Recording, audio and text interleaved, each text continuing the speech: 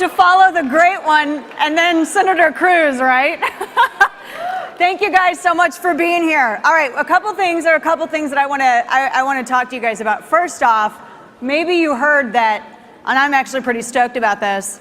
They just announced this week a pretty cool position that I am so proud and honored to have with a group that I have been a member and defender of since I was a kid, and that's with the NRA. So technically, I love them too. I am the special assistant to Wayne LaPierre's Office for Public Communication and a national spokesperson for the National Rifle Association. The original civil and natural rights group of the United States of America. And I couldn't be happier because this is such an important group. All right, so let me just get personal for a second. This is why I am on board with this group. A couple of years ago, I wrote a book called Hands Off My Gun. And I detailed why I do not want to be an unarmed victim. And let me tell you something. We have the Fourth Circuit Court of Appeals case that's going to be making its way towards the Supreme Court. We have midterms coming up. It still isn't. We always have to protect our natural rights. I had my life protected by a firearm. Now, I get that the people like Shannon Watts and the people like Michael Bloomberg and all of these very well-to-do one-percenters that like to outsource their firearms to someone else and they think it's virtuous because they pay someone to carry them. I'm not a frillionaire like Sugar Daddy Michael. So, and I don't think y'all are either. When I was a kid, my grandparents, because all my family's from the Ozarks, when I was a kid, I was staying with my grandparents, myself and my little cousin. We were in my grandparents' bed, and it was a late summer evening. Window was open, breeze was blowing through, and I was just about to sleep. I heard the evening news on. They were wrapping up their broadcast, and then I heard from out in the woods this wailing. It was this inhuman wailing. And at first it didn't register with me. I kept thinking, well, maybe I'm having a bad dream. And it got closer and closer to the house. Now, down in the South, down in the Ozarks, my grandparents never locked their doors. They also don't put their guns up in these big giant locked rooms. They keep them in wood cabinets with etched glass in the front, like a china cabinet, for guns. And this noise got closer and closer. And finally, I heard the punching of feet in my grandparents' gravel driveway.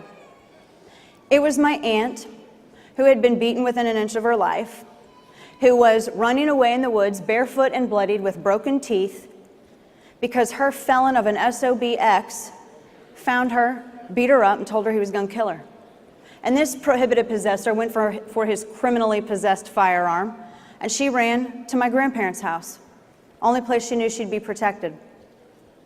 And with that, my grandpa, I was terrified at that time, he went to the bedroom, this NRA member, World War II Navy vet, went to the bedroom, grabbed his shotgun, went and sat on the front porch, cocked it and started swinging. And that made me feel safe. And I went back to sleep. Now, when you call the law, down from where my family is, on average, 911 call, 20-minute response time, even longer down there.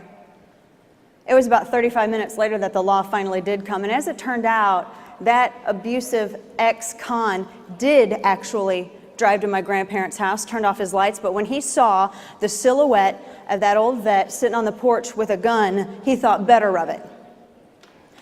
And that's because the NRA protected his rights and they protect your rights.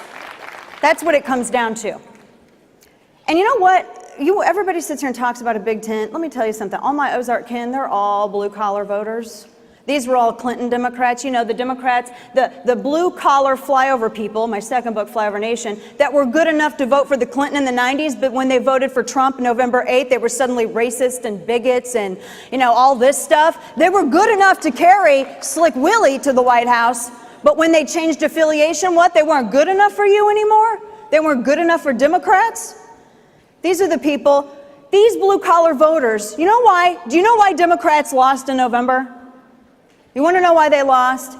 Because these people are worrying about how they're going to put food on their table. They're worried about how they're going to pay their premiums of the health care that they didn't lose yet. They're worried about how they're going to keep their lights on, how they're going to keep their jobs. When you had Hillary Clinton out there saying she was going to ruin the coal industry. These people were worried about being blown up if they decided to go up to the city and go out to the mall because we have domestic terror incidents. And instead of getting answers from one particular party, instead, they got lectured to about pronouns. They got lectured to about who can use whose bathroom. They got lectured about everything that has nothing to do with the vital necessities of day-to-day life. And that is why Democrats lost.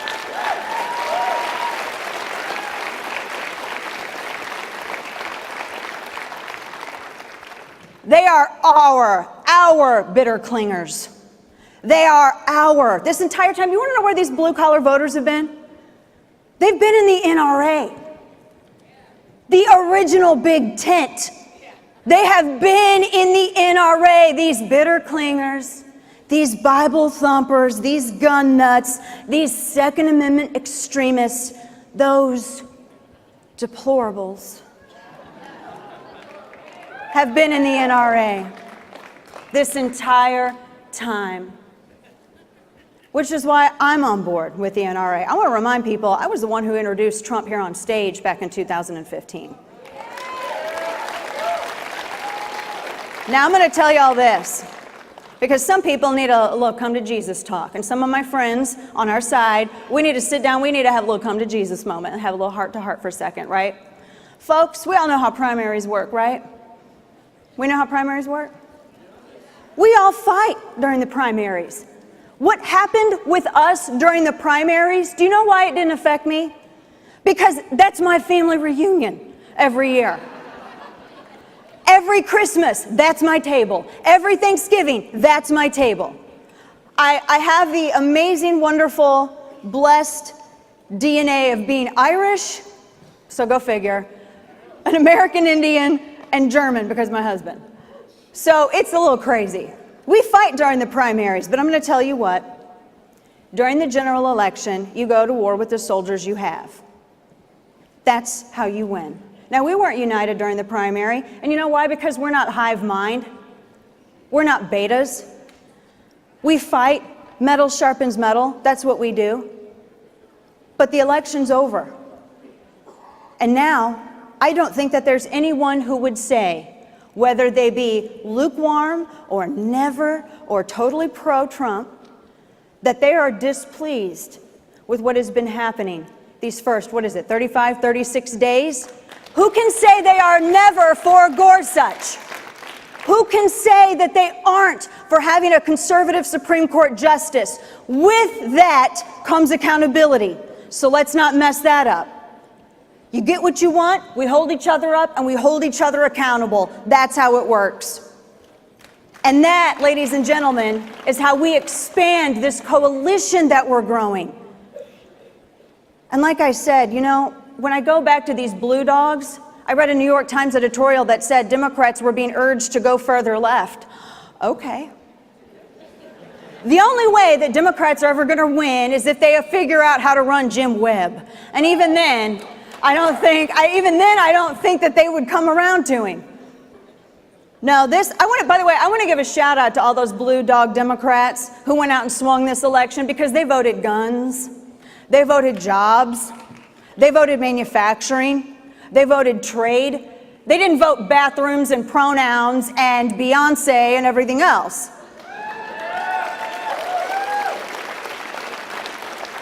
And you know what? Sorry, Democrats, we stole your girl. You know what? I look at it like this. Because of those blue dog Democrats that we stole, actually, they were with the NRA the entire time. The NRA brought them and helped them and encouraged them to vote for freedom and made sure, look, this is what is on the ballot.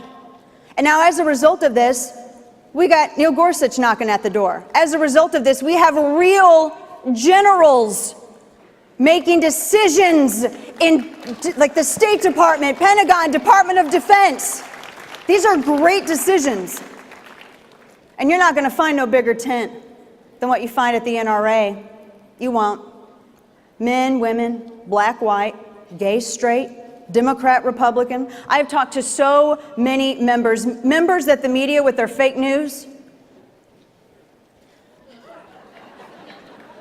that they want to ignore. Y'all want to know what the face of the NRA looks like? All of you people back there, because it seems like whenever there's some sort of, shooting or some sort of tragedy, y'all go to some lobbyist who used to work for Monsanto instead of coming and talking to actual gun owners. This here is the face of the NRA. I am a face of the NRA. Maj Touré is a face of the NRA. Chris Chang is a face of the NRA. Pink Pistols are a face of the NRA. Get it right. This is the organization for people who want to have a fighting chance. All day, every day. Now I'm going to tell you something else. This is the organization for women who don't want to be afraid if they stop at the grocery store to get some milk at night after working all day. And they got to get milk and toilet paper for their family, and they got to stop at the grocery store. I don't want to feel afraid walking to my car at night because you have these lobbyist groups out there who think it's virtuous to be a victim and not virtuous to be an armed defender of yourself and your family.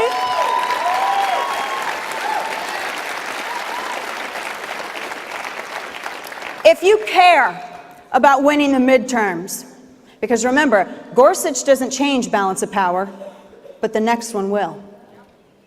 Remember that. You care about midterms, if you care about saving the balance of power for Supreme Court, if you care about national reciprocity, if you care about the Hearing Protection Act, if you care about a wall, insert constitutional freedom here. If you care about that, you're not going to find another organization that fights like this. I'm going to tell you something. We fight like hell, period. Now, I will encourage you, you can use your phone to sign up. You can use your phone and you can sign up to become a fighting member of a bedrock institution, the original Big Tent, the original Rights Coalition, the coalition that was fighting for our right to bear arms. And I'm going to tell you guys something. I'll tell you back there, wherever you are, for all of those people who like to say that women are too stupid to own guns and don't preach to me about female empowerment while you simultaneously tell me that I am too weak and stupid to own a gun. We had the right to bear arms before we had the right to vote, and I'll be damned if you take that from me. God bless you all. Go sign up today. Thank you.